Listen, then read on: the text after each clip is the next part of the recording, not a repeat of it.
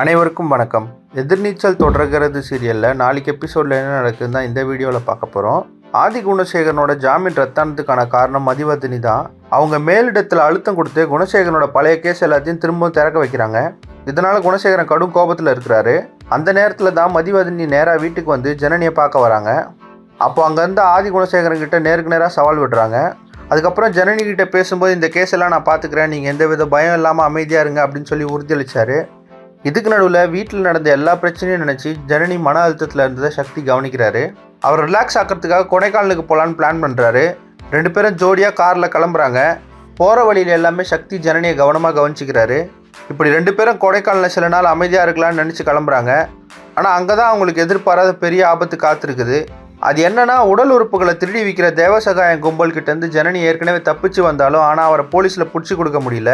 தன்னோட வாழ்க்கையை சீரழித்த ஜனனியை பழி வாங்கணுன்ற நோக்கத்தில் இருக்கார் தேவசகாயம்.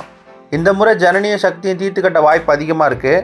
வழக்கமாக ஜனனி மட்டும் பிரச்சனையில் மாட்டுவாங்க, இல்லைனா சக்தி மட்டும் மாட்டுவார். ஆனால் இந்த முறை 2 பேருமே சேர்ந்து பெரிய ஆபத்தை சந்திக்க போகிறாங்க.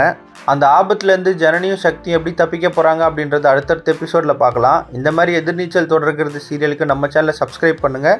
ஃப்ரெண்ட்ஸ் அண்ட் ஃபேமிலிக்கு ஷேர் பண்ணுங்கள். நன்றி.